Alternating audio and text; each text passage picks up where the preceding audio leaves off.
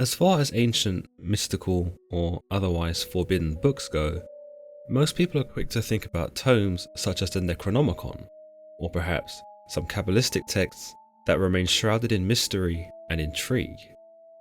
But a work that appears to be more commonly overlooked is one that brands itself with a more sinister and brazen title. A work so cryptically mysterious that the Bohemian monasteries where it was penned deemed it as cursed, and its author as a conspirator with Satan. It would become to be known as the Codex Gigas, but because of its seemingly dark origins and eerie depictions, not to mention its monstrous size, the book would quickly earn its moniker as the Devil's Bible. The legendary book is most famous for some very distinct features. First of all is its abnormal size, not just the page count, but its actual physical form. It is known to be the largest medieval manuscript in the world, taking more than 160 animal skins to construct, and was so heavy, nearly 80 kilograms, that when it was found, took 2 people to lift it.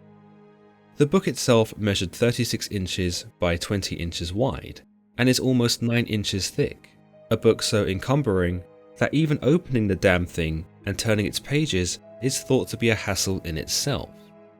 It's also famous for the strange and creepy illustrations of the devil that feature throughout the book, though not the typical red devil with horns that we're used to seeing, but something far more weird and eerie. In today's episode, we'll aim to dissect some of the dark legends surrounding this elusive book, and understand more about what this Devil's Bible is really about, and why it was crafted in the first place. According to legends, the book was written by a 13th century monk known as Herman the Recluse in the Benedictine monastery of the Czech Republic. Little is known about this Herman the Recluse, but the legend behind his involvement tells us that he was about to be executed, condemned to be walled up alive and starved to death. But in an effort to save his own skin, he convinced the abbot, the head of the monks, to spare his life if he could write a book that contained all earthly knowledge as well as a testament to glorify the monastery itself. Tantalized by this suggestion, the abbot agreed to these terms, but on one condition. Herman the Recluse would need to complete the book in a single night. Wasting no time, Herman wrote his heart out until the hour of midnight, whereby he conceded it would not be possible to complete such a work in a single session. Well, at least not by mortal means anyway. Therefore, legends tell us that he conspired with the devil and sold his soul in exchange for the ability to finish the promised work, that which would become known as the Codex Gigas. The devil was thought to live up to his end of the bargain, and the giant book was said to have been completed by Herman in a single night. To show the Lord of Hell his gratitude, Herman created detailed illustrations of what is perceived to be the devil and featured them prominently throughout the book, evidently none too shy about his clandestine deal, and if anything, quite proud of his partnership with Satan. In later tests to recreate the Codex Gigas, it is estimated that it would take an individual 20 years of non-stop writing to complete, and that's without the creepy illustrations. Little else is known about the origin of this bewildering book, nor the monk who may have been responsible for it. Many who have studied the book have come to the conclusion that it was indeed penned by one individual author, given the uniformity of the handwriting. The monastery in which it was thought to have been created was destroyed sometime in the 15th century in the Bohemian Wars, and with it went the secrets that might have shed more light on the nature of the book.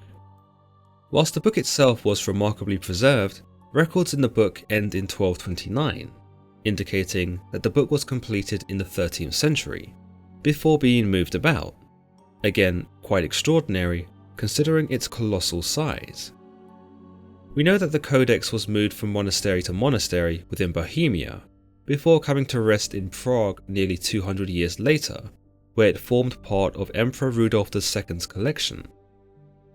By 1648, at the conclusion of the 30 Years' War, the collection was taken by a Swedish army as a spoil of war, where it would wind up in the Swedish Royal Library in Stockholm. An interesting account of the book exists in 1697, where a fire broke out in the Royal Library, causing severe damage to the building and the other works. In an effort to save the codex from the flames, it was thrown out of the window, where it actually landed on someone, injuring them. Furthermore, it is believed that during its unceremonious rescuing, some of its pages were torn from the binding and remain lost to this day. But you may be wondering, beside the illustration of the devil and the devil's supposed contribution to the book's completion, what exactly makes this the Devil's Bible? Well, you may be disappointed, or perhaps relieved, to learn that there are no apparent words of Satan, nor any dark or evil sentiments contained within the book. In fact, it would seem that Herman the Recluse did not include any new material beyond the devil illustrations that would fulfill his earlier promise to the abbot, that he would incorporate all earthly knowledge and glorify the monastery. Instead, it would appear that Herman the Recluse merely wrote out the Vulgate Bible, both the Old and New Testaments, as well as other popular medieval works, including Flavius Josephus's Antiquities of the Jews, which was a history of the Jewish people, and his work known as the Jewish War, a historical account of the early Jewish-Roman wars. Also included in the Codex is Isidore of Seville's Etymology, a diverse work by the Christian bishops' views on earth, the cosmos, war, religion, and the hierarchy of angels and saints.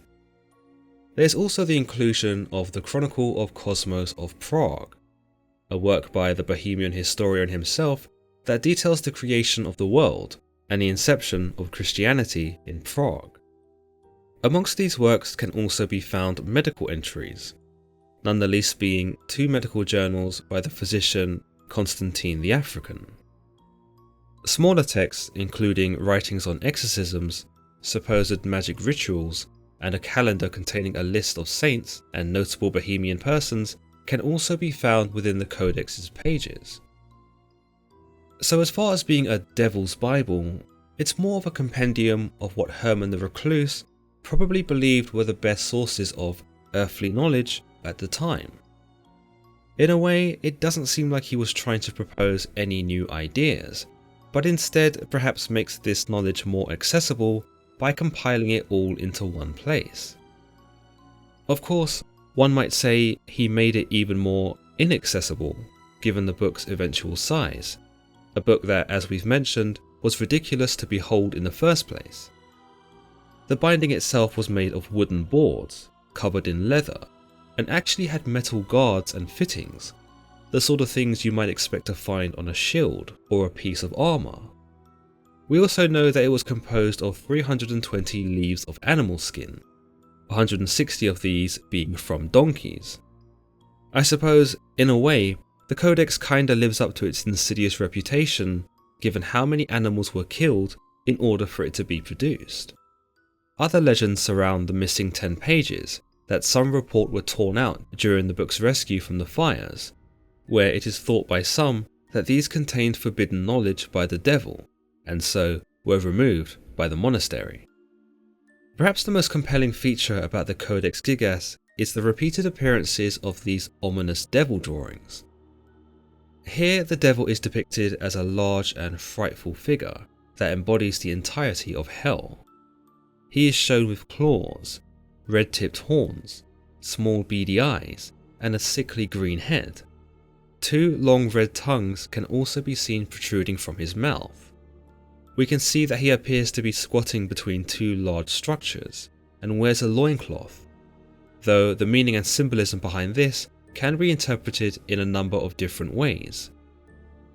Some see the material of the loincloth as ermine, a material reserved for the royalty at the time, and thus may have been a nod by Herman the Recluse to Satan as royalty, or the Prince of Darkness.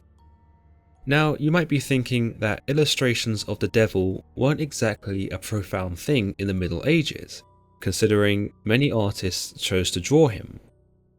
But his appearance in this seemingly religious-inspired book, by a monk no less, just seems random, and if not, provoking of curiosity. Was this a jab by Herman the Recluse against the monastery, or was he trying to convey some kind of message that he wasn't able to speak of or put into words?